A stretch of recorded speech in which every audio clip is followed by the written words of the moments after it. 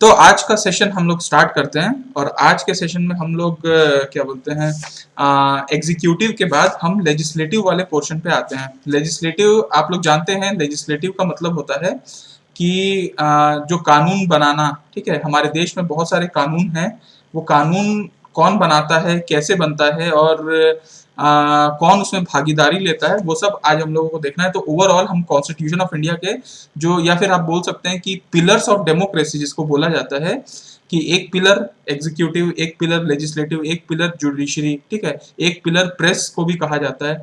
तो कम से कम एक पिलर कंप्लीट करने के बाद दूसरे पिलर की तरफ हम चलते हैं, ठीक।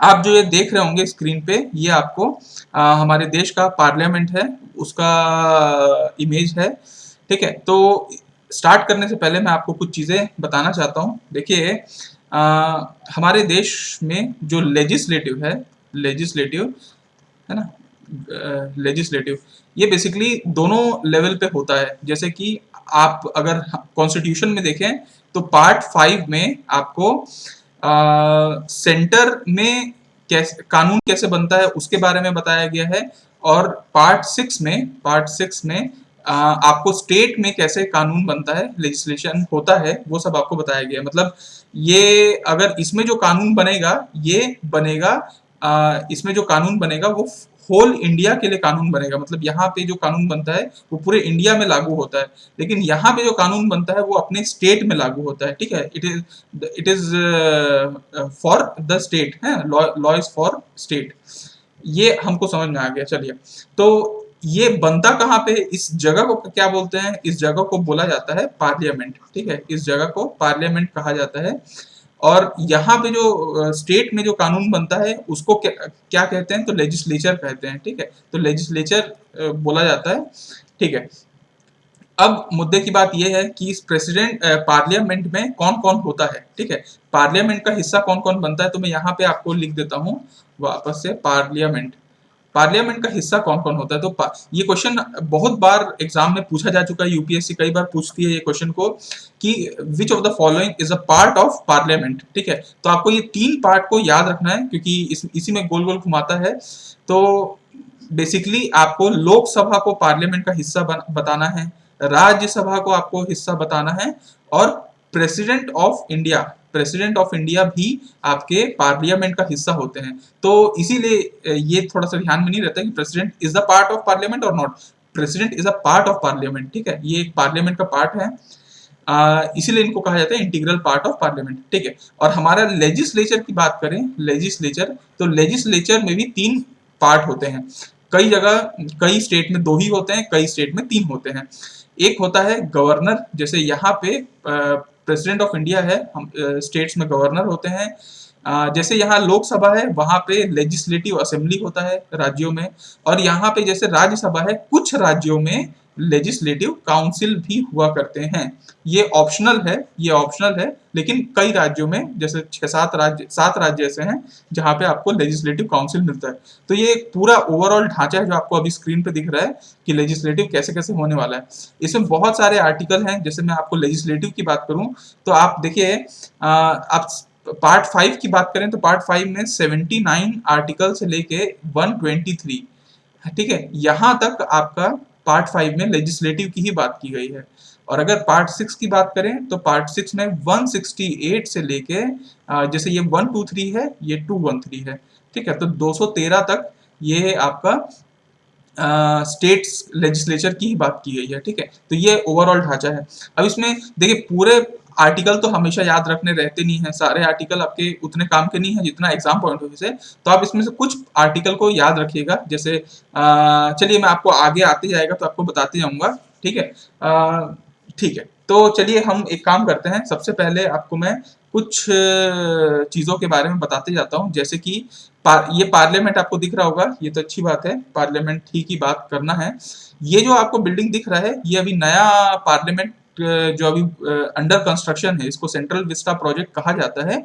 और ये बेसिकली आपका जो इंडिया गेट से लेके जो राष्ट्रपति भवन है उसका जो एरिया है उसको बकायदा ऐसे कवर अप करके इसको बनाया जा रहा है, जो बहुत आधुनिक होने वाला है। मतलब पूरे वर्ल्ड का सबसे आधुनिक जो पार्लियामेंट की बिल्डिंग है, क्योंकि नई बन रही है। तो देखिए इसमें आप यहाँ पे मेरा अगर माउस दिख रहा होगा तो आपको, या मैं आपको लेजर से दिखाता हूँ, ये ये वाला पॉइंट अगर आपको दिख रहा होगा तो ये पुरानी ही बिल्डिंग है।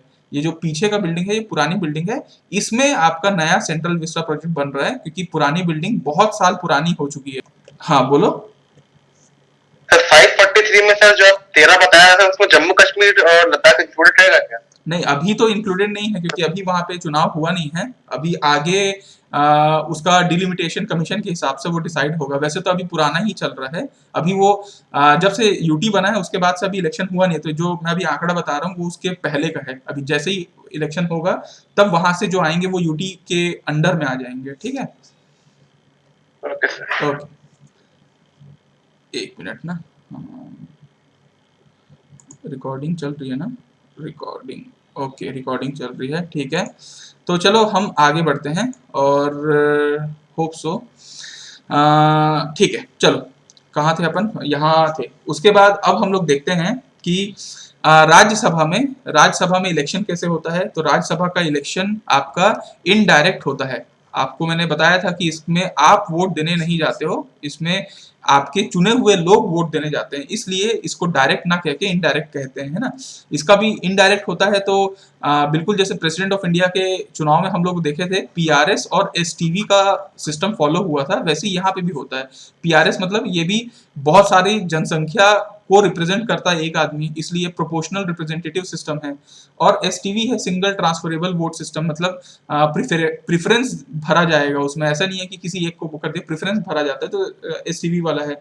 लेकिन इसमें ओपन बैलेट सिस्टम फॉलो होता है, मतलब आपको दिखा दिखा के वोट दिया जाता है, बेसिकली ओपन बैलेट। इसीलिए इसमें विप भी फॉलो होता है, अगर आपको याद होगा, मैं पिछले बार बताया था आप लोगों को। ठीक है, अगर आप इसी में देखेंगे, देखिए अगर आप छत्तीसगढ़ की बात करेंगे तो छत्तीसगढ़ में टोटल 5 वैकेंसी है। मतलब हमारे छत्तीसगढ़ से 5 ही लोग राज्यसभा में एमपी बन सकते हैं। ये 5 लोग की ही वैकेंसी है।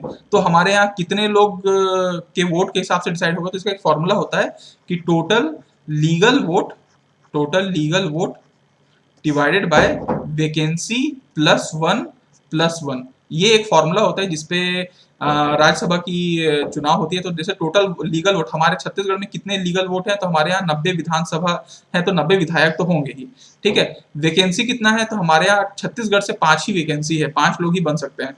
तो 5 + 1 +1, तो आप इसको कैलकुलेशन कर सकते हैं क्या, 90 डिवाइडेड बाय 6 + 1, तो आपको लगभग इसको 16 का आंकड़ा मिलेगा। इसका मतलब है कि हमारे छत्तीसगढ़ में 16 विधायक अगर किसी एक को बोल देंगे कि ये हमारा राज्यसभा एमपी होगा, तो ये हमारा इसको हम ये चुना जाएगा। ठीक है, ये कंप्लीट हो जाएगा। ओके, तो आप लोगों को ये समझ में आया होगा कि ये इसकी सीट्स कैसे होती है। टोटल लीगल वोट आप कर ले डिवाइडेड बाय वैकेंसी +1। तो मैंने आपको छत्तीसगढ़ का बता दिया। छत्तीसगढ़ में वैसे ही हर राज्यों में अपने लीगल वोट होते हैं। ठीक है, वो लीगल वोट से डिवाइडेड बाय वैकेंसी +1 करने हैं, तो आपको एक एमपी जो राज्यसभा एमपी है उनका आपको पता चल जाएगा कि उनको कितने विधायक की जरूरत पड़ती है। ठीक है, ओके, यहाँ पे आप देख सकते हैं कि ये जो आंकड़ा है, ये अभी का आंकड़ा है जो दिखा रहा है कि 245 में से इतना जो सीट है वो बीजेपी का सीट है। ये जो सीट है ये ब्लू वाला कांग्रेस का सीट है, जो अभी मतलब आप राज्यसभा में देखें तो अभी मेजोरिटी अभी किसकी है, बीजेपी की है। ठीक है, तो ये है कुछ ऐसा अभी का सिस्टम। ओके, चलिए, तो ये आपको समझ में आया होगा। अब हम लोग बात करते हैं कि अगर लोकसभा की बात की जाए तो लोकसभा में कैसा इलेक्शन होता है। तो आपको पता है कि लोकसभा में तो डायरेक्ट इलेक्शन होता है, मतलब हम खुद वोट देने जाते हैं, है ना। इसमें आप ईवीएम से होता है, तो ईवीएम से सीक्रेट आप सिस्टम बोल सकते हैं, सीक्रेट सिस्टम।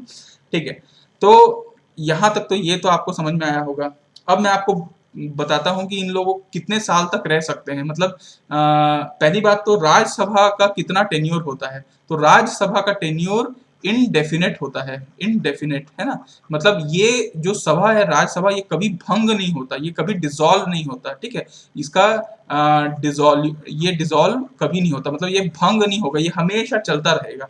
लेकिन वहीं अगर आप लोकसभा की बात करेंगे तो लोकसभा हर 5 साल में डिसॉल्व हो जाता है, या फिर जब तक मेजॉरिटी रहती है तब तक ये रहता है और उसके बाद ये भंग हो जाता है। मतलब हो सकता है 2.5 साल में मेजॉरिटी चली गई तो 2.5 साल में भंग हो जाएगा, ठीक है। केजरीवाल 49 दिन का सरकार बनाया था तो 49 दिन में भंग हो गई थी।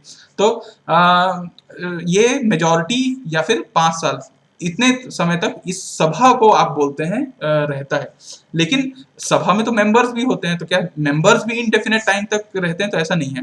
राज्यसभा के जो मेंबर्स होते हैं, मतलब राज्यसभा के एमपी जो होते हैं, वो सिर्फ 6 साल के लिए, ठीक है, सिर्फ 6 साल के लिए रहते हैं। आप इसको थोड़ा सा ध्यान दीजिएगा। वहीं लोकसभा के जो एमपी होते हैं, लोकसभा के जो सांसद होते हैं, है ना, वो 5 साल के लिए ही उनका टेन्योर रहता है, मतलब आप 5 साल के लिए उनको चुनते हो। लेकिन राज्यसभा के जो सांसद होते हैं उनका जो टेन्योर होता है 6 साल का होता है। देखिए 6 साल का मतलब हर जो एमपी यहाँ सेलेक्ट होके आएगा वो 6 साल तक रहेगा, ठीक है। तो टोटल अगर आप देखें, और एक चीज और याद रखिएगा कि इसके ना हर 2 साल में, एवरी 2 ईयर्स, ठीक है, एवरी 2 ईयर्स में इसके 1/3 मेंबर रिटायर होते जाते हैं, ठीक है। मतलब आज जो है बंदा सेलेक्ट हुआ होगा आज के डेट में, वो अगले 6 साल बाद रिटायर होगा, लेकिन जो अभी 4 साल पहले ज्वाइन किया होगा उसका, या 6 साल पहले जो ज्वाइन किया होगा उसका तो अभी रिटायरमेंट आ गया होगा। तो ऐसे हर 2-2 साल में वो होते रहते हैं, तो हर 2 साल में इसके जितने मेंबर हैं उसके 1/3 मेंबर रिटायर हो जाते हैं, ठीक है। तो आप इसको ऐसे कभी भी ऐसे टेन्योर को देखना रहता है ना, तो ऐसा याद रखिएगा कि उसके मेंबर कितने साल में रिटायर होते हैं। तो जैसे 3 2 6, तो टोटल 6 ऐसा रहता है, 6 साल में इन लोग रिटायर होते रहते हैं, ठीक है। वहीं अगर आप इसकी बात करेंगे लोकसभा के मेंबर की, तो लोकसभा के मेंबर को मैं बता दिया कि आपको 5 साल में ये रिटायर होते हैं, ठीक है। अच्छा, लोकसभा के जो हेड होते हैं वो कितने साल में होते हैं? अब लोकसभा का जो हेड है उसको हम लोग स्पीकर कहते हैं, और एक और है वो डिप्टी स्पीकर होता है। ये दोनों भी 5 साल के लिए ही होते हैं, है ना, ये दोनों भी ऐसा नहीं है कि ये स्पीकर है तो ये ज्यादा टाइम तक रहेंगे, ये भी 5 साल के लिए होते हैं, ठीक है। लेकिन राज्यसभा का जो हेड है, ठीक है, राज्यसभा का हेड वो कौन होता है? कोई बता सकता है क्या राज्यसभा का हेड? Vice president. हाँ, तो वाइस प्रेसिडेंट ऑफ इंडिया का जब मैं आपको बताया था तो मैं बताया था क्या कितने साल का रहता है इनका टेन्योर? 5। तो राज्यसभा के एमपी जो होते हैं उनका 6 साल का टेन्योर होता है, लेकिन उसका जो हेड होता है राज्यसभा का हेड, उसका टेन्योर 5 साल का होता है, क्योंकि राज्यसभा का जो हेड है वो एमपी थोड़ी है भाई, वो तो वाइस प्रेसिडेंट ऑफ इंडिया है कायदे से, है ना, वो तो वाइस प्रेसिडेंट ऑफ इंडिया के लिए इलेक्ट होके गया है। लेकिन राज्यसभा के जो हेड है वो तो भाई राज्यों से लोग चुन चुन के भेजे हैं उनको। तो ये चीज थोड़ा सा बस याद रखना, क्योंकि लोकसभा के जो हेड हैं और एमपी है दोनों 5 साल के लिए होते हैं, लेकिन राज्यसभा के जो हेड हैं वो 5 साल और राज्यसभा के मेंबर 6 साल के लिए होते हैं। ये चीज को थोड़ा सा ध्यान रखिएगा। अच्छा, चलिए अब हम आगे बढ़ते हैं और हम ये देखते हैं कि देखिए राज्यसभा के मेंबर बनने के लिए क्या चाहिए। आप भारत देश के नागरिक हो, आप ऑफिस ऑफ प्रॉफिट आपके उस ऊपर कोई ऐसा ना हो, और दिमागी तरीके से आप सही होने चाहिए, 30 साल के होने चाहिए, ये आपका एलिजिबिलिटी है। वहीं लोकसभा के लिए 25 साल का, ये तो मैं आपको बता ही दिया है ना। सैलरी वैलरी भी बहुत ज्यादा नहीं रहता है, 50-50 हजार रुपए ही सैलरी रहता है। अभी 7th पे का नहीं मालूम, लेकिन 6 पे तक तो उन लोगों का 50-50 हजार रुपए ही सैलरी रहता था, बहुत ज्यादा नहीं रहता है, इसीलिए इधर उधर के ऊपर नीचे से सब पैसे आते रहते हैं, ठीक है। तो बेचारे को पेंशन भी ज्यादा नहीं मिलता है, जो भी लास्ट सैलरी उन लोग उठाते रहते हैं उसका 50% उनकी पेंशन रहती है, ठीक है।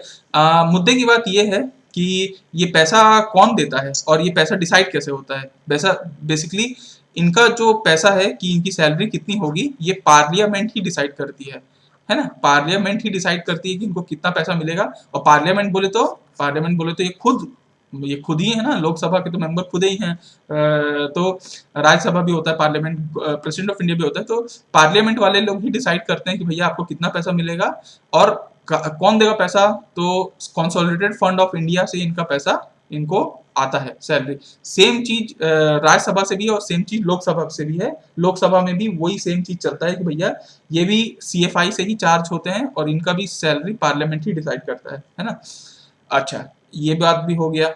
उसके बाद अब आगे बढ़ते हैं और हम लोग देखते हैं कि इनको शपथ कौन दिलाता है बेसिकली, जो कि मैं जिस जिस पॉइंट के बारे में बता रहा हूँ आपको, क्योंकि ऐसे तो राज्यसभा को पढ़ने जाएंगे तो आप विकिपीडिया में बहुत कुछ पढ़ते रहेंगे और बहुत सारे आर्टिकल है, लेकिन जो एग्जाम पॉइंट ऑफ व्यू से इंपॉर्टेंट है, मैं उन्हीं उन्हीं चीज़ों पे ज़्यादा फोकस कर रहा हूँ। तो देखिए, इनको शपथ कौन दिलाता है, यही सब थोड़ा सा डाउट आता है, इसलिए मैं आपको बता रहा हूँ। देखिए, शपथ दिलाने के लिए आप इसको मैं आपको ऐसे बताता हूँ, ओथ, ठीक है, ओथ। शपथ दिलाने के लिए राज्यसभा की मैं बात करूं, राज्यसभा, यहाँ पे लोकसभा की बात कर लेता हूँ, लोकसभा, राज्यसभा, ठीक है। देखिए, हेड कौन है राज्यसभा का, तो वाइस प्रेसिडेंट ऑफ इंडिया है, ठीक है, वाइस प्रेसिडेंट ऑफ इंडिया, ठीक है। राज्यसभा के हेड को कौन शपथ दिलाता है, कोई बता सकता है? हाँ, president of India, president of India ने इसको शपथ दिला दी, अच्छी बात है, ठीक है। इसका जूनियर रहता है डिप्टी हेड रहता है, उसको कौन शपथ दिलाएगा? तो अब प्रेसिडेंट ऑफ इंडिया इनको शपथ दिलाने तो आएगा नहीं, यही वाइस प्रेसिडेंट ऑफ इंडिया बढ़िया वहीं पे हैं, तो वाइस प्रेसिडेंट ऑफ इंडिया ही शपथ दिला दिए, मतलब राज्यसभा के जो हेड हैं वो डिप्टी हेड को शपथ दिला देते हैं, ठीक है। लेकिन लोकसभा में थोड़ा सा उल्टा है, थोड़ा सा कॉम्प्लिकेटेड है, उसको समझिएगा। लोकसभा के हेड कौन है? Speaker of Lok Sabha. ठीक है, स्पीकर हैं लोकसभा के, ठीक है। और यहाँ पे इसका जूनियर भी रहता है, क्या उसको बोलते हैं, डिप्टी स्पीकर, है ना, डिप्टी स्पीकर यहाँ पे मौजूद रहता है। अब देखिए, स्पीकर और डिप्टी स्पीकर को कौन वो ओथ दिलाएगा, कोई बता सकता है क्या?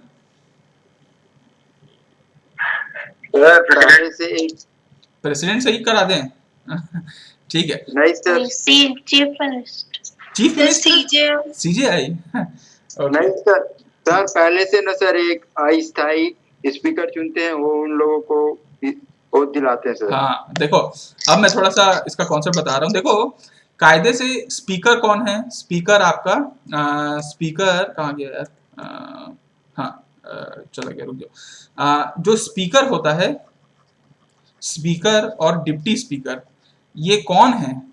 ये लोग कौन है, कहाँ से आते हैं ये लोग ये लोग आते हैं बेसिकली, ये तो हाँ, ये तो एमपी है, ये तो सांसद है, और सांसद को तो आपने चुन के भेजा है भाई। हो सकता है मैं बिलासपुर से अरुण साव को चुना हूँ, अरुण साव जी ही हो सकते हैं स्पीकर भाई। मैंने तो स्पीकर की तो कोई चुनाव हुआ नहीं है कि मैंने स्पीकर को चुन के भेजा है। जैसे हमारे यहाँ अभी स्पीकर कौन है छत्तीसगढ़ लेजिस्लेटिव असेंबली में, कोई बता सकता है क्या? चरणदास हाँ, चरणदास महंत जी हैं। तो हमने चरणदास महंत तो जी ने तो एक विधायक के लिए खड़ा हुए थे ना, वो स्पीकर के लिए थोड़ी खड़े हुए थे। तो मुद्दे की बात यह है कि स्पीकर के लिए कोई खड़ा नहीं होता, सब एमपी के लिए ही खड़े होते हैं, और वो जो चुन के आते हैं वो एमपी रहते हैं। तो अब जब शपथ दिलाया जाता है इनको, तो शपथ इनको नॉर्मल एमपी की तरह इन लोग लेते हैं, जैसे नॉर्मल सांसद होते हैं जो शपथ लेते हैं, वही शपथ इन लोग भी लेते हैं, स्पीकर भी लेते हैं, डिप्टी स्पीकर भी लेते हैं, सब नॉर्मल सांसद का पहले शपथ लेते हैं।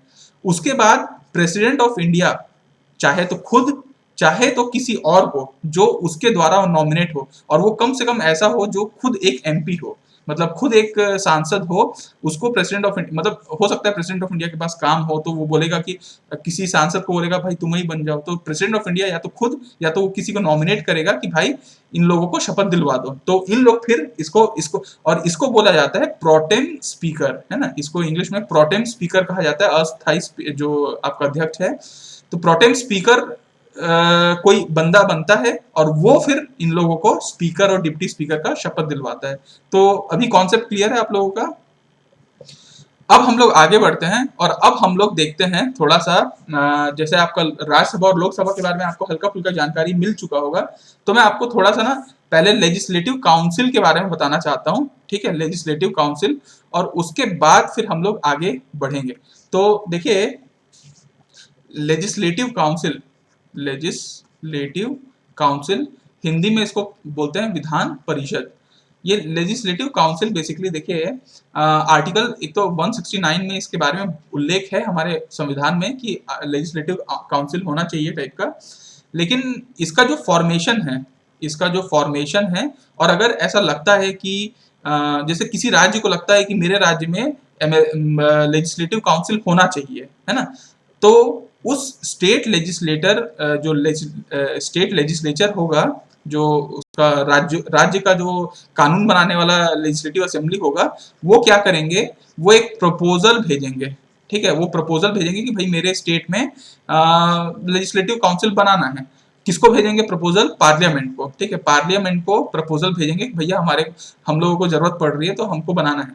और या फिर ऐसा भी हो सकता है कि हमारे राज्य में पहले से है, जैसे 7 राज्यों में है, तो किसी राज्य को लगा कि भाई मेरे यहाँ कोई काम करनी है, फालतू हो जा रहा है, इसको हटाना है, तो डिमोलिश करने का भी प्रपोजल स्टेट लेजिस्लेटर ही भेजेगा। देखिए, किसी स्टेट की बात है तो स्टेट को पहले आगे आना चाहिए, तो स्टेट लेजिस्लेचर सामने प्रपोजल भेजते हैं, चाहे फॉर्मेशन का हो चाहे डिमोलिश करने का हो, पार्लियामेंट में, फिर पार्लियामेंट में उसके बारे में विचार होता है ना। तो ये बिल्कुल ऑप्शनल होता है, ये मैंडेटरी बिल्कुल नहीं होता कि हर राज्य में होना चाहिए। हमारे देश में 7 राज्यों में ऐसा है, ठीक है, पहले 6 राज्यों में था, लेकिन अभी आंध्रा और तेलंगाना अलग हो चुका है, इसलिए हमारे राज्यों में 7 है। ये जो आप यहाँ पे फोटो देख रहे होंगे, ये कर्नाटका लेजिस्लेटिव काउंसिल का फोटो है ना, कर्नाटका में ऐसा लेजिस्लेटिव काउंसिल है। तो देखिए, अगर आपको याद रखना है कि कहाँ कहाँ पे है, तो आप नॉर्थ से लेके साउथ, ईस्ट से लेके वेस्ट तक आप देखिए, ऊपर में जम्मू कश्मीर है, तो आप ये वहाँ ऊपर में आप बोलिए जम्मू कश्मीर में है, एक लेजिस्लेटिव काउंसिल है। उसके बाद आप यहाँ पे, अब राज्य नहीं बोल सकते, अब यूनियन टेरिटरी है, ठीक है, आप यहाँ पे आप आ जाइए, यहाँ पे यूपी है और यहाँ पे बिहार है ना। तो यूपी और बिहार का आप कर लीजिए कि यहाँ पे लेजिस्लेटिव काउंसिल है। उसके बाद आप यहाँ पे आ जाइए नीचे साइड, तो यहाँ पे महाराष्ट्र है और यहाँ पे कर्नाटक है, तो आप इनको मान लीजिए। और यहाँ पे आप छत्तीसगढ़ के नीचे में देखेंगे तो आपको तेलंगाना दिखेगा और नीचे में आंध्र प्रदेश दिखेगा। तो ये टोटल 7 हैं, जिसमें से आप 6 ही राज्य मान लिए, एक यूनियन टेरिटरी है, ठीक है। तो यहाँ पे आपका लेजिस्लेटिव काउंसिल है, ठीक है।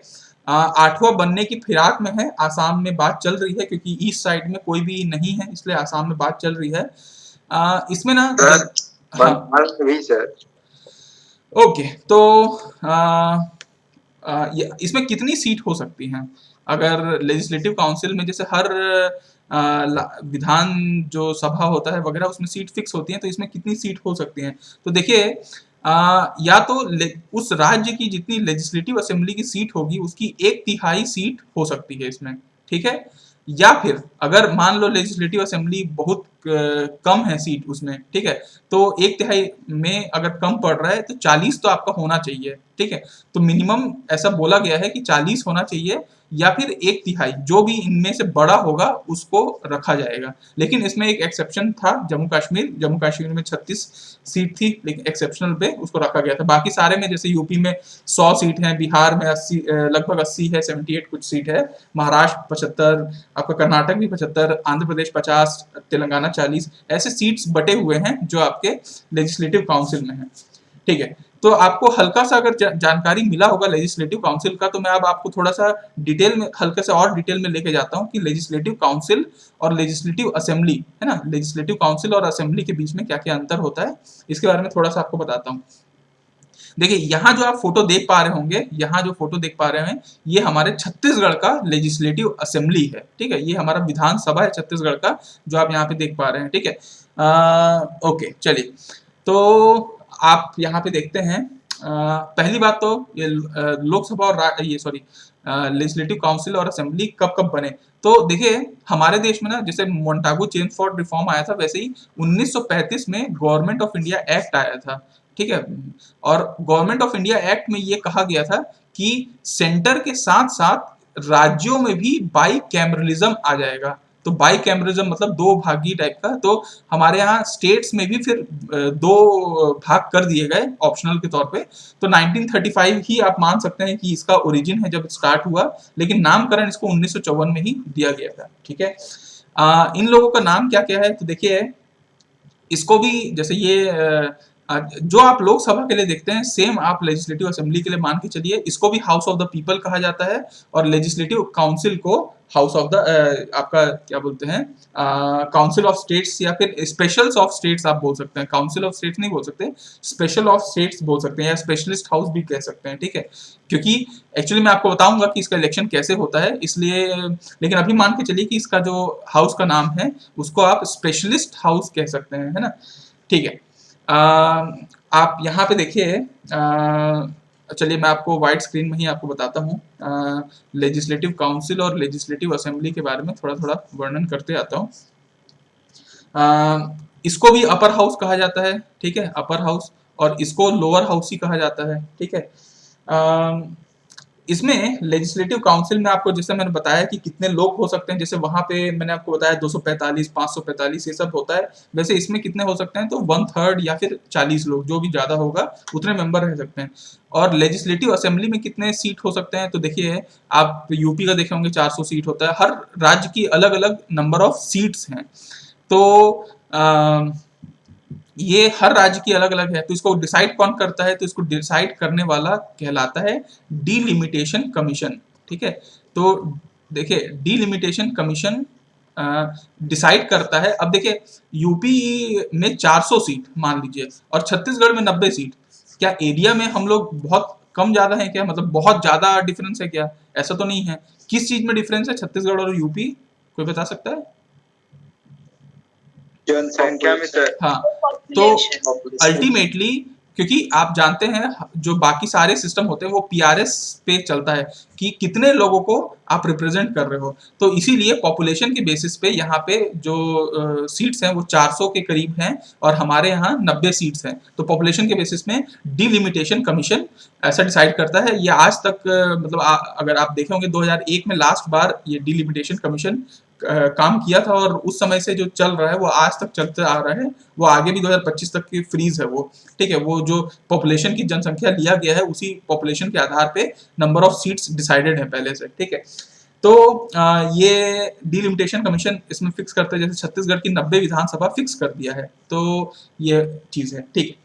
यहाँ तक अगर आपको समझ में आया होगा तो अब हम लोग और आगे आते हैं और हम लोग देखते हैं कि लेजिस्लेटिव काउंसिल और लेजिस्लेटिव असेंबली की इलेक्शंस कैसे होती हैं। तो ऑब्वियसली ये बिल्कुल राज्यसभा टाइप का होता है, मतलब इनडायरेक्ट इलेक्शन, और ये लोकसभा टाइप का होता है बिल्कुल डायरेक्ट इलेक्शन, है ना। विधायक को आप वोट देने जाते हो, लेकिन कर्नाटक या कहीं जो राज्य हैं उन लोगों के लोग लेजिस्लेटिव काउंसिल को वोट देने नहीं जाते, ठीक है। बट हाँ, ये ओपन बैलेट सिस्टम में नहीं चलता, ये ओपन बैलेट सिस्टम में नहीं चलता। आपको मैंने बताया था ओपन बैलेट सिर्फ एक ही में होता है राज्यसभा में, जहां दिखा दिखा के वोट दिया जाता है। तो इसमें तो विप भी नहीं चलता होगा, है ना, तो इसमें विप भी फॉलो नहीं होता। अच्छा, लेजिस्लेटिव काउंसिल और लेजिस्लेटिव असेंबली में अगर आप देखें हैं तो इसके मेंबर कहाँ से आते हैं। अब लेजिस्लेटिव असेंबली में तो कोई भी बंदा जिसका पॉलिटिकल अच्छा है वो खड़ा हो जाता है वोट मांगने के लिए और फिर आप लोग उनको वोट दे देते हो, बढ़िया। तो इसमें तो कोई दिक्कत वाली बात नहीं है। इसमें थोड़ा समझने वाली बात है, जैसे राज्यसभा के मेंबर्स हैं, मैं आपको बताया था कि भैया उसके 233 लोग इलेक्ट होते हैं और 12 लोग नॉमिनेट होते हैं। कहाँ कहाँ से होते हैं, तो अलग अलग फील्ड से होते हैं, साइंस, आर्ट, लिटरेचर, ठीक है, सोशल सर्विस वगैरह। यहाँ पे लेजिस्लेटिव काउंसिल के ना मेंबर्स कैसे इलेक्ट होते हैं आपको बता रहा हूँ। देखिए इसका ना आप 3 हिस्सा कर लीजिए, 1/3 और ये जो बचा 1/3 है ना, 1/3 इसका आपको और 3 हिस्सा करना होगा। इसके हिस्से में आप क्या करिएगा, 1/12 कर लीजिए, फिर आप कर लीजिए 1/12, ठीक है, और उसके बाद आप कर लीजिए 5, कितना बचेगा, ये कितना हो गया, 2/12 मतलब 1/6 हो गया ना, 1/6 हुआ, 1/6 मतलब 1/6 और बचा ना, तो 1/6, ठीक है। ओके, यहां तक ये ऐसा मेंबर बढ़ता है, ठीक है, लेजिस्लेटिव काउंसिल के। 1/3 मेंबर इसके जो आते हैं वो कहां से आते हैं, वो इलेक्टेड एमएलए, ठीक है, इलेक्टेड एमएलए से आते हैं। 1/3 जो होते हैं इसके बचे हुए, वो 1/3 आपके अर्बन बॉडी से आते हैं, या लोकल बॉडी आप लिख सकते हैं। लोकल बॉडी मतलब आपके नगर निगम, पंचायत वगैरह, वहां से आपका ग्राम सभा, वहां से आपका यहाँ लोग सेलेक्ट होके आते हैं। 1/12 मेंबर जो इसके होते हैं, ठीक है, वो टीचर्स कम्युनिटी से आते हैं, जो अच्छे टीचर्स होते हैं वहां से आ जाते हैं। 1/12 होते हैं वो स्टूडेंट जो ग्रेजुएट हो जाते हैं वहां से आते हैं, ठीक है। और जो 1/6 होते हैं उसको गवर्नर नॉमिनेट करता है। तो नॉमिनेट करेगा, तो नॉमिनेट में वही सब चलते हैं कि बंदा आर्ट से हो, लिटरेचर से हो, सोशल साइंस से हो, सोशल सर्विस से हो, और कोऑपरेटिव से हो, सहकारिता। ये जैसे राज्यसभा में 4 चीजों पे लोगों को सेलेक्ट किया जाता है, और यहाँ पे लेजिस्लेटिव काउंसिल में 5 तरीके से लोगों को नॉमिनेट किया जाता है। बस कोऑपरेटिव जो सहकारिता होता है वो एक्स्ट्रा आ जाता है, बाकी सारी चीज सेम रहते हैं। तो लेजिस्लेटिव काउंसिल कुछ ऐसे टाइप से लोगों को सेलेक्ट करता है। ओके, इसके बाद अगर हम लोग आगे देखें, इसके बाद की देखें तो देखिए, अगर आप टेन्योर को देखें कि कितने साल के लिए रहता है, तो आपका लेजिस्लेटिव काउंसिल और लेजिस्लेटिव असेंबली में आपको सेम सेम बताता हूँ, ये बिल्कुल राज्यसभा जैसा है कि ये इनडेफिनेट टाइम के लिए रहता है, मतलब ये कभी भंग नहीं होता लेजिस्लेटिव काउंसिल, है ना। लेकिन लेजिस्लेटिव असेंबली फिर वही 5 साल या फिर मेजोरिटी, बिल्कुल लोकसभा टाइप का, कोई दिक्कत नहीं है। इसके भी ऐसे ही होते हैं कि मेंबर 6 साल में रिटायर होते हैं, और हर 2 साल में 1/3 लोग रिटायर हो जाते हैं, है ना। मतलब टोटल रिटायरमेंट 6 साल का होता है, और हर 2 साल में 1/3 मेंबर, एकदम सेम जैसा राज्यसभा है वैसी लोकसभा है, ठीक है। ओके, इसमें अगर आप एलिजिबिलिटी देखें तो बिल्कुल सेम है लेजिस्लेटिव काउंसिल के लिए 30 साल, इसके लिए 25 साल, है ना। अगर आप सैलरी देखें तो उन लोगों से ज्यादा अंतर नहीं होता, उनकी जैसे 50-50 हजार सैलरी थी, इनकी 40-40 हजार सैलरी है, ठीक है। ये कौन डिसाइड करता है कि इनकी सैलरी कितनी होगी? तो स्टेट लेजिस्लेचर आपका डिसाइड करता है कि इनकी सैलरी कितनी होगी, ठीक है। ओके, स्टेट लेजिस्लेटर भाई, छत्तीसगढ़ का अपना असेंबली, वो अपने लोगों को डिसाइड करेगा कि हमको कितना मिलना चाहिए, ठीक है। वैसे जैसे आप अभी कुछ साल मतलब कुछ दिन पहले सुने होंगे कि दिल्ली असेंबली ने क्या किया था कि 400% हाइक कर दिया था अपने वो लेजिस्लेटर वालों का, मतलब जो विधायक होते हैं उनका जो सैलरी है उसको 400% हाइक कर दिया था, ठीक है। एक्चुअली उनकी सैलरी बहुत कम होती थी यार, 8,000 रुपये सैलरी होती थी। दिल्ली देश की राजधानी दिल्ली, उसकी जो विधायक होते थे उनकी सैलरी 8,000, मतलब आप सोचो यहाँ पे जो एक मैकेनिक होता है या कोई उससे ज्यादा सैलरी मतलब वो रहता है, तो उसको उन्होंने काफी बढ़ा दिया था, वो सैलरी को बढ़ाया इस कदर, मतलब उसका एक पर्सपेक्टिव ये था कि अगर मतलब आप खुद सोचो, जो बंदा 8,000 रुपये अगर सैलरी उठा रहा है वो क्या ही काम करेगा, मतलब उसको वो फिर उस उद्देश्य से काम करेगा कि उसको ऊपर से पैसे मिलना शुरू हो जाए, तभी तो वो काम करेगा इतने में। तो अल्टीमेटली अगर उसको सैलरी ठीक ठाक मिलेगी तो फिर वो मन भर के अच्छे से काम कर सकता है। तो ऐसा मतलब अच्छा होना चाहिए, मतलब ठीक ठाक एक डिसेंट अमाउंट होना चाहिए सैलरी के रूप में, ठीक है। तो आपका टर्म्स एंड कंडीशन आपको बता दिया। अच्छा, इन लोगों की सैलरी कौन भरपाई करेगा? तो कंसोलिडेटेड फंड ऑफ स्टेट से इनकी सैलरी जाएगी, इंडिया से नहीं जाएगी, ऑब्वियसली पार्लियामेंट डिसाइड भी नहीं करता और वो कंसोलिडेटेड फंड ऑफ इंडिया से देता भी नहीं है, ये कंसोलिडेटेड फंड ऑफ स्टेट से इनकी सैलरी भरपाई होती है, ठीक है। सेम अगर ओथ की बात करें, कौन इनको शपथ दिलाता है, तो सेम चीज चलता है ये। अच्छा, इसमें आपको मैं बता देता हूँ लेजिस्लेटिव काउंसिल और लेजिस्लेटिव असेंबली में। अच्छा, लेजिस्लेटिव काउंसिल के जो हेड होते हैं उनको स्पीकर कहा जाता है, इसके भी हेड को स्पीकर ही कहा जाता है, ठीक है। इसके भी उसको डिप्टी स्पीकर और इसके भी डिप्टी स्पीकर। इन लोग जो ओथ लेते हैं, अब ये तो वाइस प्रेसिडेंट ऑफ इंडिया है नहीं कि भैया राष्ट्रपति आएंगे ओथ दिलाने, तो इनका जो ओथ होता है या फिर इनका ओथ होता है वो बिल्कुल नॉर्मल इनका एमएलसी की तरह ओथ होगा, और इनका नॉर्मल एमएलए की तरह इन लोग शपथ लेंगे पहले। उसके बाद फिर गवर्नर क्या करेगा? गवर्नर या तो खुद या तो किसी एमएलए या एमएलसी को बोलेगा कि भैया तुम जाके इन लोगों को वो कराओ, क्या बोलते हैं, स्पीकर वगैरह का वोट करा, ओथ दिलाओ। तो ये टोटल आपका मेरे ख्याल से ये टोटल आपका लेजिस्लेटिव असेंबली और लेजिस्लेटिव काउंसिल, राज्यसभा और लोकसभा की कहानी थी।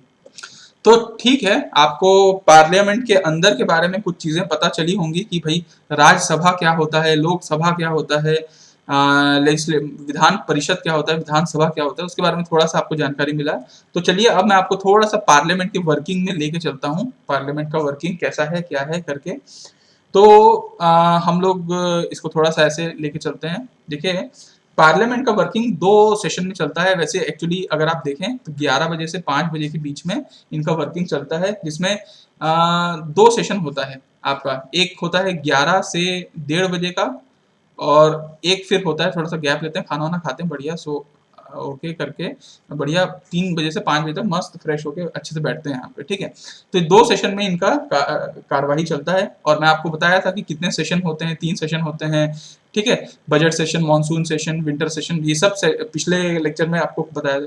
ये वाला जो सेशन होता है 11 से 1:30 वाला, ये बेसिकली क्वेश्चन सेशन होता है। इसमें क्वेश्चंस दागे जाते हैं, उनके आंसर दिए जाते हैं।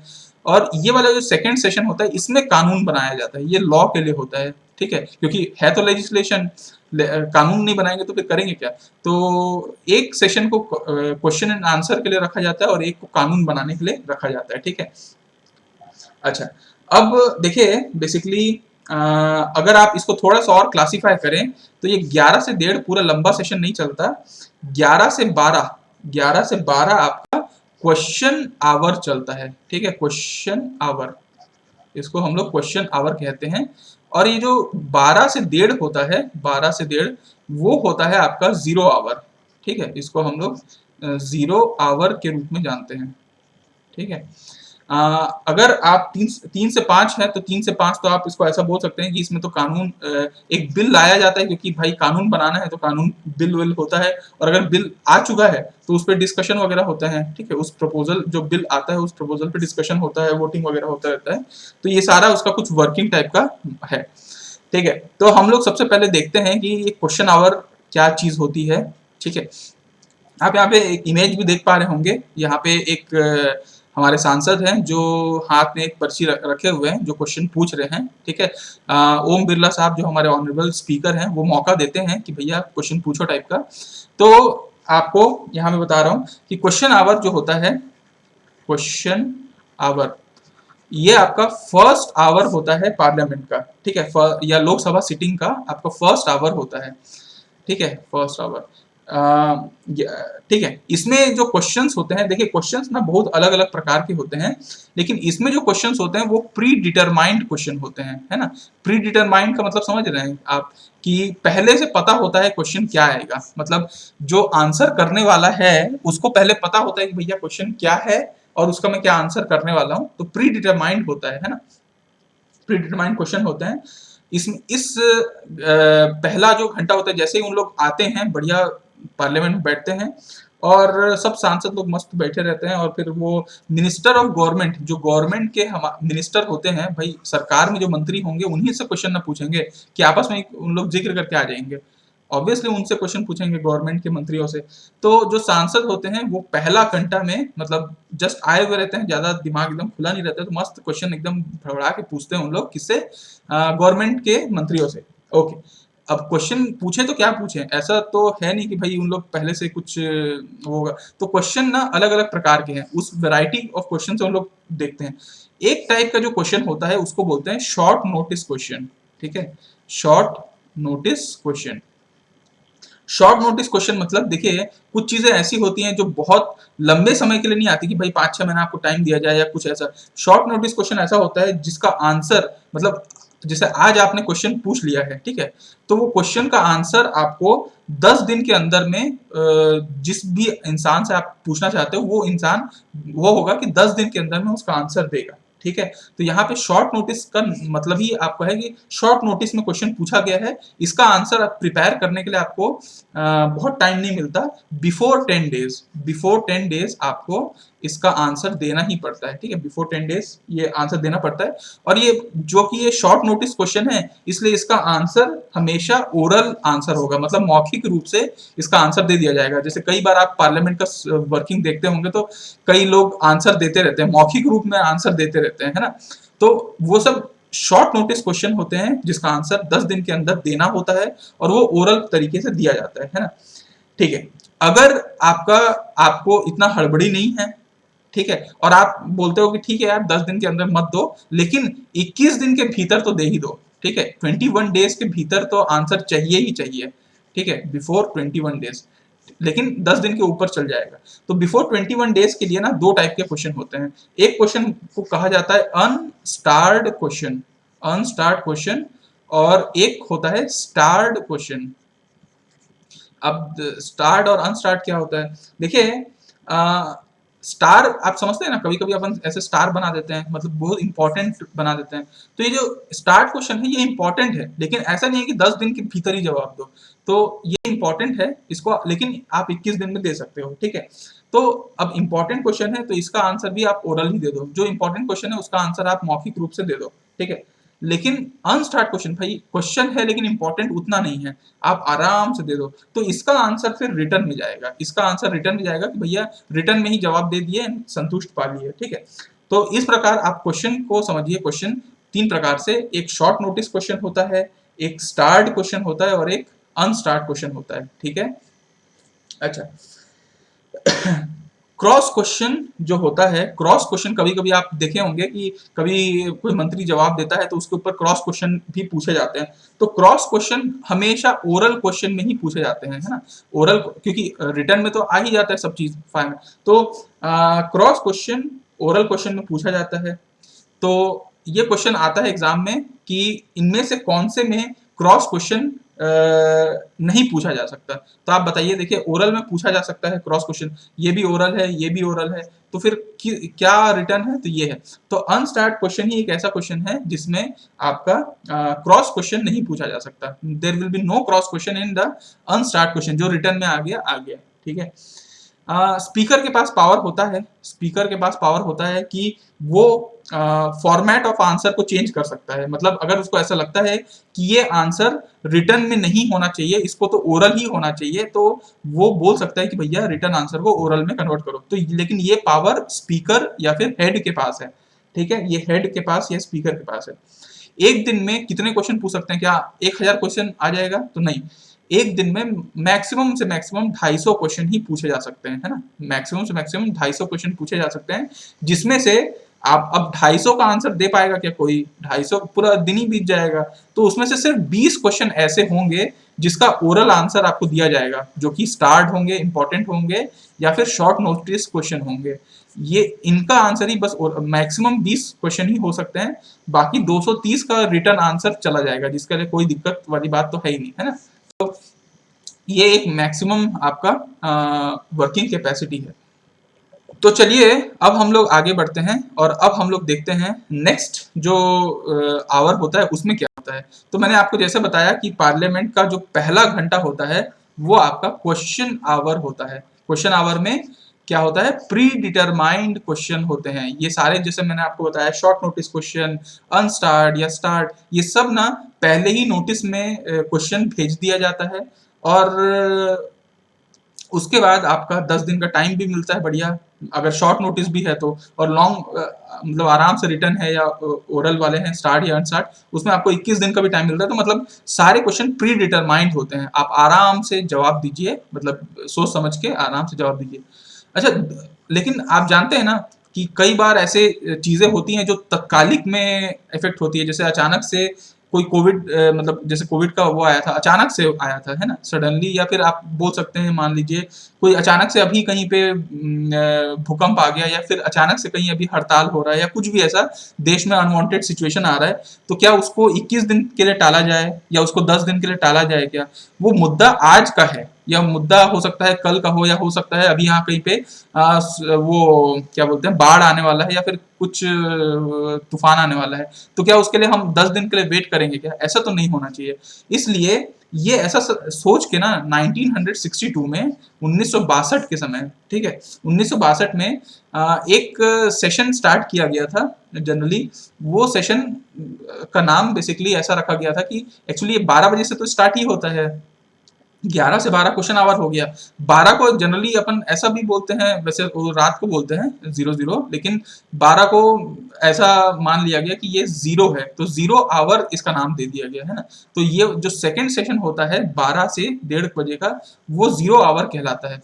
इसमें ना प्री डिटरमाइंड क्वेश्चन नहीं होते हैं, है ना, इसमें कोई भी प्री डिटरमाइंड नहीं होते हैं। ये इसमें जो क्वेश्चंस उठाए जाते हैं वो बिल्कुल अर्जेंट होते हैं और पब्लिक इंपॉर्टेंस के होते हैं, जो लोगों के लिए बहुत इंपॉर्टेंस रखता है, वो सारे टॉपिक को इसमें रखा जाता है, या अर्जेंट टॉपिक्स को इसमें रखा जाता है। इसमें कोई नोटिस नहीं दिया जाता 10 दिन का एडवांस में, तुरंत तत्कालिक में, जैसे अभी कुछ हुआ है, ठीक है, तो तुरंत में उस मुद्दे को उठाया गया। जैसे अभी सेशन मान लो चल रहा है, ठीक है। तो वहां पे 0 आवर में इस पे उठा दिया जाता है और इसमें अच्छी खासी बहस होती है, इसलिए इसको 1.5 घंटे का आराम से रखा गया है। तो बेसिकली उस समय 1962 में ना एक्चुअली उस समय ना स्पीकर थे, 9th स्पीकर थे रवि राबी रे राबी रे। इनका नाम बहुत फेमस है मतलब इस मामले में, क्योंकि 0 आवर का कॉन्सेप्ट इन्हीं के टाइम पे आया था और उसके बाद से 1962 से अभी आप मान लीजिए 2021 तक अभी तक ये सेशन चलता आया है और ये बिल्कुल इनोवेशन है। मतलब आप ये बोल सकते हैं कि क्वेश्चन आवर हमारे कॉन्स्टिट्यूशन ऑफ इंडिया में लिखा हुआ है, बट आप ये 0 आवर का कॉन्सेप्ट आप कहीं पे भी कॉन्स्टिट्यूशन में नहीं देखेंगे। ये बिल्कुल एक इनोवेशन है, ये इनोवेशन है। ऐसा सोचा गया कि भाई कुछ अर्जेंट मैटर पे अपन डिस्कस करते ही हैं तो क्यों ना उसको सेशन का नाम रख दिया जाए, और नाम 12 बजे से स्टार्ट हो रहा है इसलिए उसको 0 आवर कर दिया गया। तो 0 आवर का कॉन्सेप्ट बिल्कुल मीडिया या प्रेस के द्वारा नाम दिया गया था 0 आवर का। ये बिल्कुल इनोवेशन है, इसका कहीं उल्लेख नहीं है कॉन्स्टिट्यूशन ऑफ इंडिया में, और इसमें कोई भी प्री डिटरमाइंड क्वेश्चन नहीं होते, बिल्कुल अर्जेंट और पब्लिक इंपॉर्टेंस के क्वेश्चंस ही होते हैं। ठीक है, ओके, ये आप सेशन देख रहे होंगे। ये सेशन में देखेंगे कैसे पब्लिक इंपॉर्टेंस के क्वेश्चन को ऐसे किया जा रहा है। ठीक है, फिर आप जानते हैं फिर स्पीकर करते क्या है, फिर स्पीकर स्थगित कर देते हैं कि अभी स्थगित हुआ करके, कुछ लोगों को बाहर निकाल दिया जाता है। इन लोग ऐसे पोस्टर बैनर लेके घूमते रहते हैं कुछ कुछ सांसद लोग, तो ये सब चलता रहता है। ये सब मस्त टाइप के लोग होते हैं और बढ़िया अपना काम करते रहते हैं, अपन चुन के भेजे हैं तो हमारा रिप्रेजेंटेशन करते रहते हैं अच्छे से। ठीक है, अच्छी बात है। चलिए अब हम लोग आते हैं थोड़े से बिल्स की तरफ। क्या है कि देखिए, आपको मैंने एक सेशन बता दिया कि भैया पहला सेशन में क्वेश्चन आवर होगा, दूसरा भी आपको बता दिया कि भैया 12 से 1:30 बजे तक 0 आवर होगा। आपको दोनों कुछ समझ में आ गया होगा। अब मैं आपको तीसरा बताने जा रहा हूँ जो 3 बजे से 5 बजे के बीच में होता है। इसमें ना कोई बिल आता है, वो बिल पे डिस्कशन होता है या बिल बनाया जाता है, उसमें वोटिंग वगैरह होता है, ये सब चीजें होती रहती हैं। तो मैं आपको सबसे पहला बिल, देखिए बिल और मोशन ये दोनों में कुछ अंतर होता है, मैं आपको पहले ही बता देता हूँ। 2 टाइप का चीज होता है जो 3 बजे से 5 बजे के बीच में आता है, एक बिल और एक मोशन। ठीक है, बिल और मोशन में अंतर क्या होता है? बिल एक प्रपोजल होता है, ठीक है, बिल एक प्रपोजल होता है, बिल एक प्रपोजल होता है जो पार्लियामेंट में लाया जाता है फॉर लेजिस्लेशन, ये कानून बनाने के लिए लाया जाता है। इसलिए या कोई चीज मतलब कुछ कानून ही बोल सकते हैं, लेजिस्लेशन बनाने के लिए लाया जाता है, इस चीज को हम लोग बिल कहते हैं। ठीक है, और जो प्रपोजल या कोई टॉपिक डिस्कशन के लिए लाया जाता है उसको हम लोग मोशन बोलते हैं। ठीक है, डिस्कशन के लिए लाया जाता है उसको मोशन, और जो लेजिस्लेशन के लिए लाया जाता है उसको बिल कहा जाता है। तो अब हमारे देश में कितने प्रकार के बिल हो सकते हैं? तो 4 प्रकार के बिल हमारे देश में हो सकते हैं, जो बिल हमारे पार्लियामेंट में लाया जाता है। एक प्रकार का बिल होता है उसको बोलते हैं मनी बिल, है ना, मनी बिल। क्या होता है मैं अभी आपको बताऊंगा थोड़ी देर में। एक जो बिल होता है वो होता है फाइनेंस बिल। ठीक है, फाइनेंस बिल। उसके बाद एक जो बिल होता है वो ऐसा लगता है कि कॉन्स्टिट्यूशन में कुछ बदलाव लाना चाहिए, तो कॉन्स्टिट्यूशन अमेंडमेंट बिल आता है, कॉन्स्टिट्यूशन अमेंडमेंट बिल। और एक प्रकार का जो बिल होता है वो ऑर्डिनरी बिल होता है। ऑर्डिनरी बिल मतलब कुछ नॉर्मल कानून बनाने के लिए लाया जाने वाला बिल को ऑर्डिनरी बिल कहा जाता है ना। ठीक है, एक्चुअली अगर आप देखें तो आर्टिकल नंबर 110 में मनी बिल के बारे में जिक्र है हमारे संविधान में। अगर आप 117वां आर्टिकल देखें तो फाइनेंस बिल का जिक्र है हमारे संविधान में। कॉन्स्टिट्यूशनल अमेंडमेंट बिल की बात करें तो 368 आर्टिकल कहता है कि कॉन्स्टिट्यूशन को अमेंडमेंट किया जा सकता है। ऑर्डिनरी बिल के बारे में कहीं भी हमारे संविधान में उल्लेख नहीं है, ये मेंशन नहीं है, ये बस बिल है, लाते हैं तो ले आते हैं। ठीक है, अच्छा देखिए यहाँ पे आप अरुण जेटली, स्वर्गीय अरुण जेटली जी का फोटो आप देख पा रहे हैं। ये है इनका मैं लाया हूँ मनी बिल के नाम से। क्यों लाया हूँ वो आपको अभी थोड़ी देर में समझ में आ जाएगा कि जो मनी बिल है, मनी बिल होता क्या है। ठीक है, पहली बात तो कोई भी बिल, ठीक है, कोई भी बिल जिसमें टैक्स का उल्लेख हो, मतलब जानते हैं ना बिल तो बिल है, कुछ प्रपोजल है, उस बिल में अगर ऐसा बात है कि टैक्स, ये वाला टैक्स इंट्रोड्यूस कर रहे हैं या ये टैक्स बढ़ रहा है या कोई भी चीज टैक्स से रिलेटेड है, या फिर उस बिल में कहीं ऐसा बोला जा रहा है कि इतना पैसा कंसोलिडेटेड फंड ऑफ इंडिया से उठाया जाएगा, ठीक है, या फिर उस बिल में बोला जा रहा है कि कहीं से कोई लोन लिया जाएगा, या फिर उसमें बोला जा रहा है कि वो पैसा कोई पैसा पब्लिक अकाउंट फंड से लिया जाएगा। ऐसे बिल को ऐसे बिल को स्पीकर, जब स्पीकर के पास कोई बिल आता है और वो चेक करता है कि भैया इसमें टैक्स का कोई वर्णन थोड़ी है, सीएफआई के बारे में, लोन पब्लिक अकाउंट फंड के बारे में कोई वर्णन अगर उसको मिल जाता है कि हाँ इसमें कुछ वर्णन है, तो उस बिल को स्पीकर घोषित कर देता है कि ये बिल मनी बिल कहलाएगा।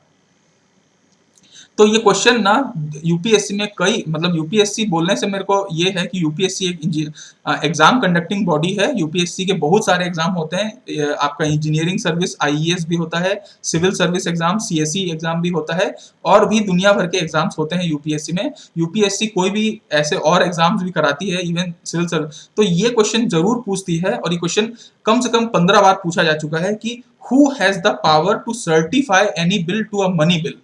तो आप ये आंसर याद रखिएगा कि लोकसभा का जो स्पीकर होता है उसी के पास पावर होता है कि वो कोई भी बिल को मनी बिल में सर्टिफाई कर सकता है। लेकिन वो क्या चीज चेक करेगा कि भैया बिल में कहीं टैक्स का वर्णन थोड़ी है, सीएफआई है क्या, लोन है क्या, पब्लिक अकाउंट फंड है क्या, तो वो मनी बिल बना देगा। अब आप मेरे ख्याल से टैक्स के बारे में आप जानते ही होंगे भाई, जैसे मैंने आपको दिखाया फोटो, जीएसटी के बारे में अगर कहीं है टैक्स है, ठीक है। कंसोलिडेटेड फंड ऑफ इंडिया के बारे में आप जानते ही हैं, लोन के बारे में आप जानते ही हैं, कहीं से लोन ले लिए।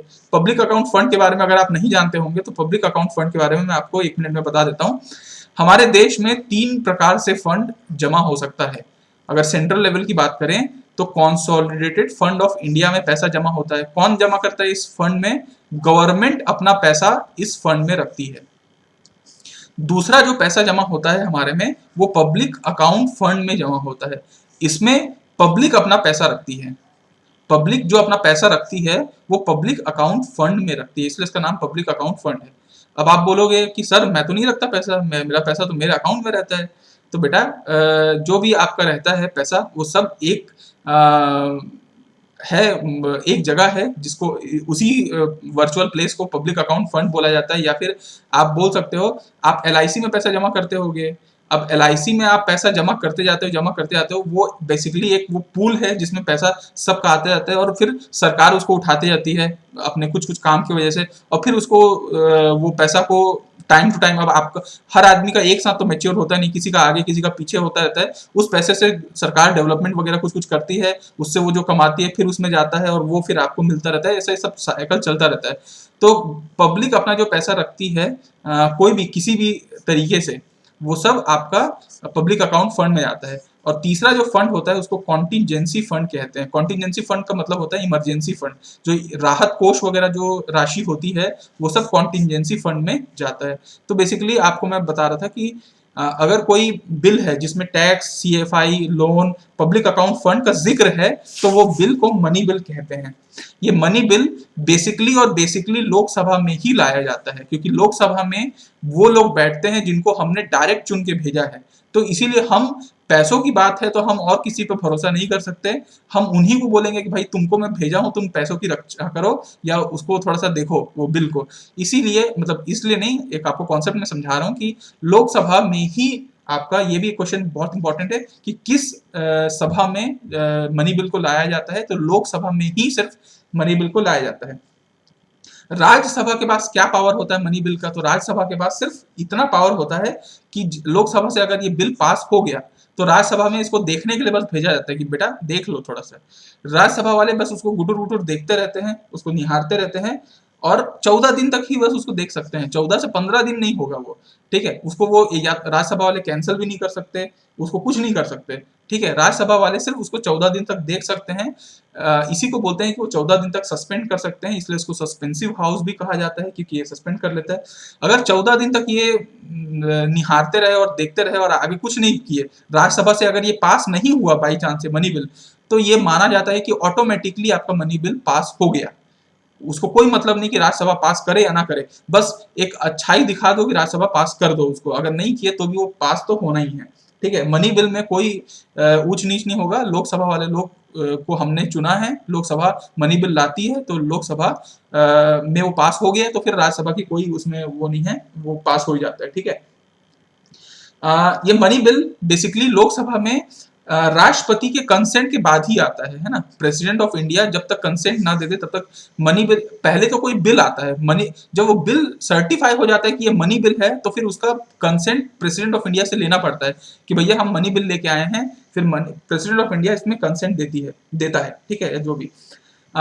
इसमें आपको मालूम है कि राज्यसभा के पास कोई पावर नहीं होता। ये क्वेश्चन बार बार पूछा जाता है कि Rajya Sabha which of the house doesn't has any power in with respect to क्या बोलते हैं मनी बिल, तो राज्यसभा होता है, उसके पास कोई पावर नहीं होता। इवन आप बोलो जॉइंट सिटिंग में भी, जॉइंट सिटिंग भी मनी बिल पे नहीं हो सकता। जॉइंट सिटिंग आप समझते होंगे ना, कोई बिल पे अगर डेडलॉक हो गया है तो दोनों सभा को बुलाया जाता है। कौन बुलाता है? प्रेसिडेंट ऑफ इंडिया बुलाता है कि भाई दोनों सभा आ जाओ, मिल लेते हैं, बात कर लेते हैं, फिर अपन काम करेंगे। लेकिन भाई राज्यसभा को तो कोई पावर है ही नहीं, लोकसभा पास हो गया तो पास ही हो गया, इसीलिए इसका कभी जॉइंट सीटिंग नहीं हो सकता। ये भी क्वेश्चन पूछा गया है एग्जाम में कि जॉइंट सीटिंग किस बिल का नहीं हो सकता। 4 बिल जो आपका ऑप्शन दिखाया था, चारों बिल का नाम होगा, आपको याद रखना कि इस बिल में जॉइंट सीटिंग नहीं हो सकता। इवन आप याद रखिएगा प्रेसिडेंट ऑफ इंडिया के पास भी जो वेटो पावर होता है ना, कि बिल को रोक सकते हैं, बिल को मना कर सकते हैं, पॉकेट में डाल सकते हैं, है ना, वो पावर भी खत्म कर दिया है। मतलब प्रेसिडेंट ऑफ इंडिया के पास भी कोई पावर नहीं है कि मनी बिल को वो रोक सके। तो अगर मनी बिल कंसेंट, एक तो क्योंकि देखिए प्रेसिडेंट ऑफ इंडिया के कंसेंट के से ही तो आ रहा है ना ये बिल। प्रेसिडेंट ऑफ इंडिया पहले ही अगर हामी भर दिया है तो बाद में वो वेटो पावर क्यों यूज करेगा, इसीलिए वेटो पावर का इसमें इस्तेमाल नहीं हो सकता। ये सारी चीजें जो मैं आपको बता रहा हूँ वो चीजों को आप याद रखिएगा। इतना क्लियर है कि आप लोगों को? ओके, तो फिर अब हम लोग आगे आते हैं और अब हम लोग देखते हैं कि अगर आप लोग जब मनी बिल को समझे होगे, है ना, मनी बिल को अगर आप समझे होगे तो आप फाइनेंस बिल को भी समझ जाओगे, क्योंकि मैंने आपको 4 बिल के बारे में ही बताया है ना। तो फाइनेंस बिल क्या होता है? देखो फाइनेंस बिल बिल्कुल मनी बिल ही होता है। मनी बिल, तो दोनों का नाम फिर अलग क्यों है? तो देखिए मनी बिल के बारे में आप जानते हैं कि कोई भी ऐसा बिल जो tax, consolidated fund of India, loan, public account fund, इनके बारे में अगर कोई बात करता है तो वो बिल को सीधा सीधा स्पीकर मनी बिल बोल देता है। लेकिन अगर वही बिल में इनके बारे में वर्णन अगर है बाई चांस, है ना, इनके बारे में वर्णन है, प्लस उसमें अगर गवर्नमेंट की जो योजना चलती है ना, जैसे बेटी बचाओ बेटी पढ़ाओ और प्रधानमंत्री आवास योजना, दुनिया भर के जो योजना चल रही है, स्कीम्स चल रही है, उसके बारे में भी अगर वर्णन है उस बिल में कि भैया कुछ पैसा ना, अब जैसे योजना चलती है कि नमामि गंगे योजना चल रही है या कोई भी ऐसा प्रोग्राम चल रहा है तो उसमें पैसा भी तो लगेगा ना, ऐसा फ्री ऑफ कॉस्ट में थोड़ी कोई योजना चलता है। तो योजना में पैसा दिया जाता है। तो बेसिकली अगर कोई बिल है जिसमें अगर इन चारों में से किसी चीज का वर्णन है तो ऑब्वियसली वो तो मनी बिल कहलाएगा। लेकिन उसके साथ में अगर स्कीम्स का भी कोई वर्णन है, कोई योजना के बारे में वर्णन है, तो ओवरऑल ये चीज आपको फाइनेंस बिल कहलाएगा। तो आपका मेरे ख्याल से बिल आपको समझ में आया होगा कि कोई भी बिल अगर आपका मनी बिल है प्लस स्कीम्स भी है तो वो आपका फाइनेंस बिल कहलाएगा, ठीक है। ये भी आपका लोकसभा जो स्पीकर होते हैं वो इसको सर्टिफाई करते हैं, फिर प्रेसिडेंट ऑफ इंडिया कंसेंट देते हैं कि भैया ठीक है फाइनेंस बिल है, ले जाओ और वो करो। ये बिल कहाँ लाया जाता है? तो ये बिल भी सिर्फ और सिर्फ लोकसभा में आता है, क्योंकि पैसे का मैटर है। आप याद रखिएगा पैसे का जब भी मैटर होगा तो राज्यसभा के पास कोई पावर नहीं होगा, ठीक है। फाइनेंस बिल भी आपका सिर्फ लोकसभा के पास पावर है कि ये बिल सिर्फ लोकसभा में ही लाया जा सकता है, ठीक है। लेकिन इसमें जो कि योजना भी जुड़ा हुआ है, और योजना तो बेसिकली राज्य वाले लोग ही इम्प्लीमेंट करते हैं, है ना। जैसे कोई भी योजना आती है तो जैसे आप बेटी स्वच्छता अभियान देख लीजिए, छत्तीसगढ़ में भी अपना अभियान चल ही रहा है हर जगह। तो अगर आप देखेंगे कोई योजना तो राज्य वाले भी रहते हैं, इसलिए इसका ना जॉइंट सीटिंग जरूर हो सकता है।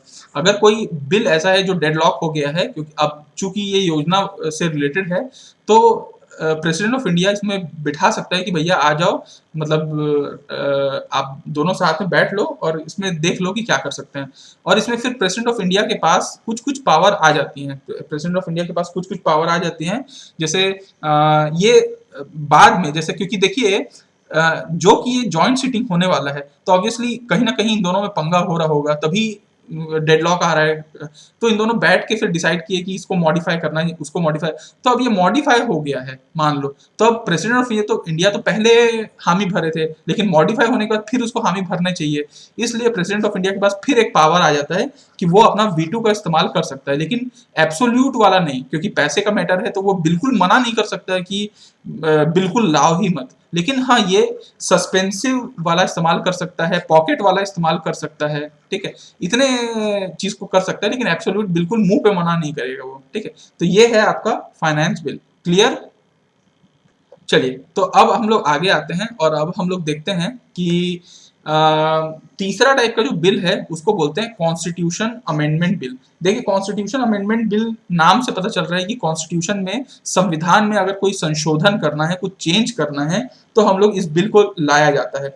ये बिल में बेसिकली संविधान की कोई भी अनुच्छेद को, कोई भी आर्टिकल में अगर कोई चेंज करना है, कोई पूरे पार्ट में, कोई भाग में कोई चेंज करना है, उसके शेड्यूल में कोई चेंज करना है, तो ये 368 जो आर्टिकल है उसका इस्तेमाल कर सकते हैं, है ना। इसमें प्रेसिडेंट ऑफ इंडिया का कंसेंट की जरूरत नहीं पड़ती शुरुआत में कि भैया लाऊं कि ना लाऊं, आप ले आओ। आपको ऐसा लगता है कि कॉन्स्टिट्यूशन अमेंडमेंट में अमेंडमेंट करना चाहिए तो ले आओ, ये कहीं से भी ला सकते हैं आप, लोकसभा में ले आओ, राज्यसभा में ले आओ, किसी भी सभा में आप इस बिल को ला सकते हो, ठीक है। ओके, उसके बाद देखिए बात ये है कि इसमें जॉइंट सीटिंग नहीं हो सकता, ये बात को याद रखिएगा। ये जॉइंट सीटिंग बड़ा इंपॉर्टेंट कॉन्सेप्ट है और कहाँ हो सकता है कहाँ नहीं हो सकता, इसीलिए इस क्वेश्चन को घुमा घुमा के बार बार एग्जाम में पूछा जाता है। जॉइंट सीटिंग इसमें नहीं हो सकता, आप इसको थोड़ा सा समझने की कोशिश करिए कि देखिए संविधान संशोधन होने वाला है, संविधान समझ रहे, पूरा देश जिससे चलता है वो संशोधन होने वाला है, और मान लीजिए इन दोनों की अब जॉइंट सीटिंग कब होता है, जब कोई डेडलॉक आता है, मतलब एक सभा मान गई दूसरी सभा मान नहीं रही है, तभी तो डेडलॉक आता है। भैया अगर संविधान संशोधन में अगर कोई एक सभा मान नहीं रही है तो आप जबरदस्ती दोनों को बिठा के मान लो, ऐसा क्यों करोगे। तो जॉइंट सीटिंग आप समझिए कि जो चीज इंपॉर्टेंट है इसमें आप सिर्फ कोई अगर डेडलॉक आ रहा है तो फिर छोड़ दो, लेकिन जॉइंट सीटिंग मत कराओ। तो जॉइंट सीटिंग इसमें कभी नहीं होता, ठीक है। ओके ओके और इसमें अगर ये मान लीजिए लोकसभा और राज्यसभा दोनों से आ गया है, पारित हो गया है, ठीक है, अगर दोनों से पास हो गया है तो फिर प्रेसिडेंट ऑफ इंडिया के पास कोई पावर नहीं है कि उसको अपना वेटो का इस्तेमाल कर सके, ठीक है। इसमें भी वो वेटो का इस्तेमाल नहीं कर सकता क्योंकि संविधान संशोधन के लिए लोकसभा मान गई है, राज्यसभा मान गई है, तो फिर प्रेसिडेंट ऑफ इंडिया काहे जबरदस्ती उसमें उंगली करेंगे। यहाँ पे वो अपना कुछ नहीं करते, वेटो पावर बढ़िया इस्तेमाल नहीं किया जाता, ठीक है। ये एक्चुअली पहले करते थे, लेकिन क्या हुआ 1971 में 24th कॉन्स्टिट्यूशनल अमेंडमेंट एक्ट आया जिसमें ये बोला गया कि प्रेसिडेंट ऑफ इंडिया अपना वेटो का पावर मत यूज करिएगा, ठीक है। अच्छा, last but not the least आपको मैं बताऊं, एक और बिल आता है जिसको बोलते हैं ordinary bill. Ordinary bill, ordinary bill का मतलब ये होता है कि कोई भी लॉ, कोई भी देश में कानून बनाना है, कोई देश में अगर कानून बनाना है तो बिल लाओ, बढ़िया कहीं पे भी लाओ, लोकसभा में लाओ, राज्यसभा में लाओ, कहीं पे भी लाओ।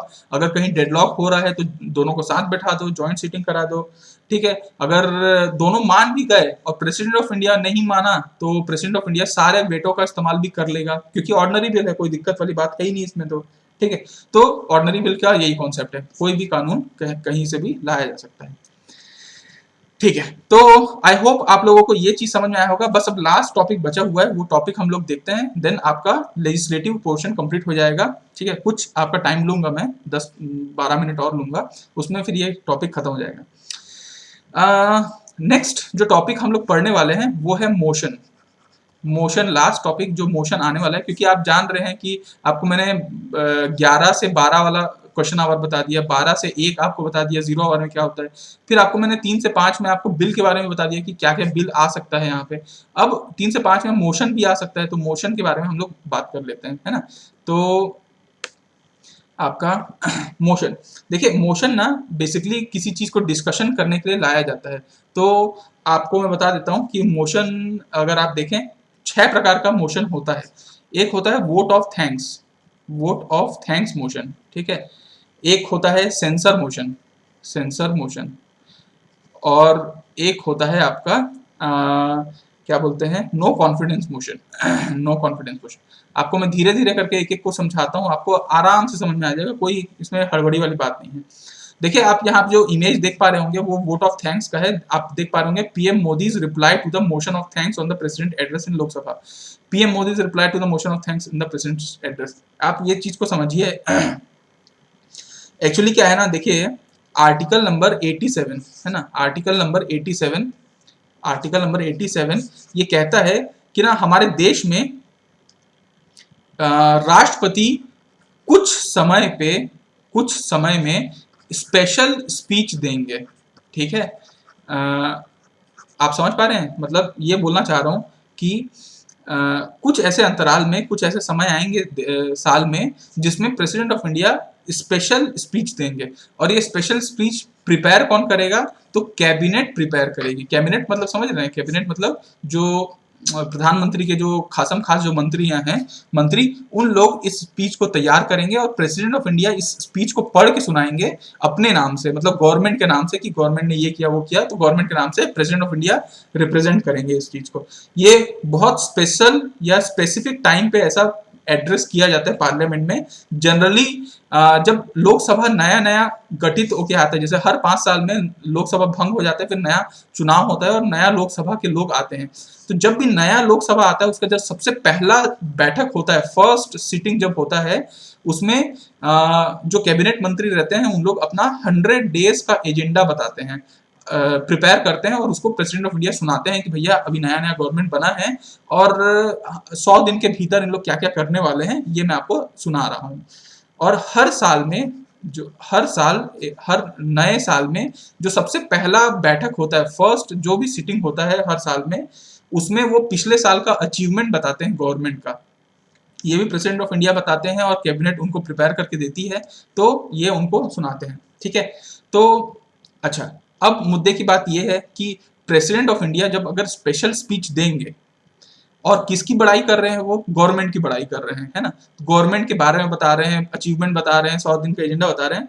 तो जब प्रेसिडेंट ऑफ इंडिया बेचारे इतना टाइम निकाल के अपना वो कोई स्पेशल स्पीच देंगे, तो आपको ऐसा नहीं लगता कि कोई उसको थैंक्स भी बोलना चाहिए? और कौन थैंक्स बोलेगा भाई, गवर्नमेंट की बात वो बोल रहे हैं तो गवर्नमेंट को ही थैंक्स बोलना चाहिए। तो वोट ऑफ थैंक्स जो होता है, वोट ऑफ थैंक्स ये गवर्नमेंट के द्वारा लाया जाता है। जो भी गवर्नमेंट मेजॉरिटी में होती है वो इस मोशन को लेके आती है, वोट ऑफ थैंक्स को। इसमें किसी की सपोर्ट की जरूरत नहीं पड़ती, गवर्नमेंट अपने मेजॉरिटी में रहती है, वो वोट ऑफ थैंक्स को लेके आती है। कहाँ पे लेके आएगी? जहां पे मन करे, लोकसभा में भी ला सकती है, राज्यसभा में भी ला सकती है। ठीक है, ये वोट ऑफ थैंक्स को पास करना जरूरी होता है, मतलब इसके लिए इसकी वोटिंग होती है और 50% प्लस 1 मतलब वो वोट मिलना चाहिए इसको। अगर by chance vote of thanks अगर पास नहीं हुआ तो आप ये मान के चलिए कि गवर्नमेंट की बहुत थुथु होगी, मतलब खिकी होगी कि अरे गवर्नमेंट के बारे में ही प्रेसिडेंट ऑफ इंडिया ने इतना अच्छा बोला है और वो वोट ऑफ थैंक्स ही पास नहीं हो पाया, मतलब गवर्नमेंट अच्छे हालत में नहीं है, उसकी बहुत क्रिटिक्स होना शुरू हो जाएगी। तो वोट ऑफ थैंक्स को पास करना कितना जरूरी होता है, इसलिए आप देख सकते हैं कि प्रधानमंत्री Modi reply to motion of thanks on president address. तो फर्स्ट आपको मेरे ख्याल से समझ में आया होगा कि वोट ऑफ थैंक्स क्या होता है। तो अगर आपको वोट ऑफ थैंक्स समझ में आया होगा तो बहुत अच्छी बात है, फिर हम लोग और आगे देखते हैं। फिर मैं आपको बताता हूं सेंसर मोशन के बारे में। ठीक है, सेंसर मोशन के बारे में। सेंसर मोशन बेसिकली देखिए, सेंसर आप कभी पिक्चर सुने होंगे क्या, कि सुने होंगे सेंसर की कैची चल गई, मतलब कोई चीज खराब होता है।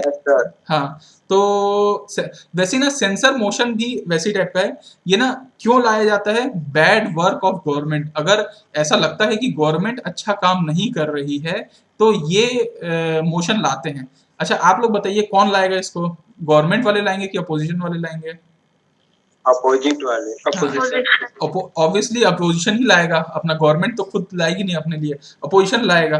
ये किसी एक मंत्री के लिए भी लाया जा सकता है, कोई एक मंत्री काम अच्छे से नहीं कर रहा है, या फिर पूरे कैबिनेट के लिए भी लाया जा सकता है कि पूरा कैबिनेट इनका ठीक से काम नहीं कर रहा है। ठीक है, इसके लिए सपोर्ट की जरूरत है। ऐसे नहीं है कि कोई भी मुंह उठा के बोला है ये काम नहीं कर रहा है, इसको हटाओ रे, ऐसा नहीं होता है ना। 50 लोग चाहिए, 50 लोग चाहिए सपोर्ट करने वाले इस मोशन को, तब जाके सेंसर मोशन लाया जाता है। कहाँ लाते हैं? लोकसभा, राज्यसभा, कहीं पे भी आप इसको ला सकते हो, कोई दिक्कत वाली बात नहीं है, ठीक है। लेकिन अगर ये पास हो गया, अगर ये पास हो गया सेंसर मोशन, तो ये मान के चलिए कि ये बहुत बड़ा शेम है गवर्नमेंट के लिए कि भैया गवर्नमेंट काम नहीं कर रही। लेकिन गवर्नमेंट बाइंड नहीं है इस रेजिग्नेशन देने के लिए। ऐसा नहीं है कि सेंसर मोशन पास हो गया मतलब गवर्नमेंट अब बाध्य हो गई है कि उसको तो रेजिग्नेशन देना है। लेकिन ये समझ में आ जाता है कि गवर्नमेंट माइनॉरिटी में आ गई है, गवर्नमेंट का सेंसर के अगेंस्ट सेंसर मोशन काम कर गया, मतलब गवर्नमेंट बैड वर्क कर रही है, तो सेंसर मोशन इसलिए लाया जाता है ना। ओके, आगे आते हैं नेक्स्ट, उसमें देखते हैं हम लोग, ठीक है। नेक्स्ट आपका है no confidence motion. No confidence motion क्या कहता है? देखिए, कॉन्फिडेंस का मतलब होता है आत्मविश्वास, है ना। तो नो कॉन्फिडेंस मतलब कोई आत्मविश्वास ना होना।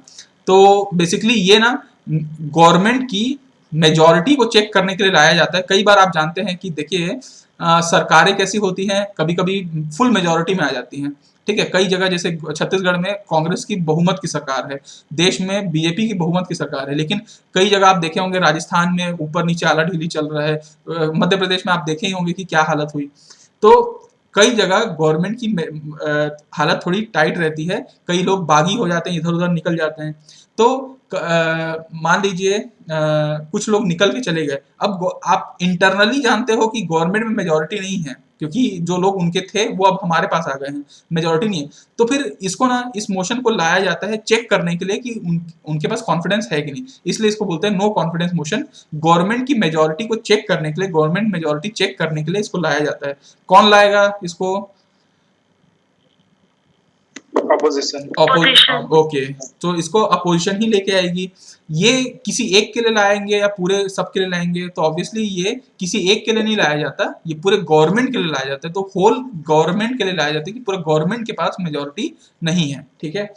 और सबसे बड़ी बात, ये कहाँ लाया जाता है? तो इस चीज को याद रखिएगा कि ये सिर्फ और सिर्फ लोकसभा में ही लाया जाता है, क्योंकि लोकसभा के लोग ही तो गवर्नमेंट बनाते हैं असली में। अगर आप देखो है, ठीक है, राज्यसभा के भी लोग मिनिस्ट्री में जाते हैं, ऐसा नहीं है, लेकिन मोस्टली लोग जो गवर्नमेंट बनाते हैं वो लोकसभा से बनाते हैं, अपन तो नेता वहीं से चुनते हैं।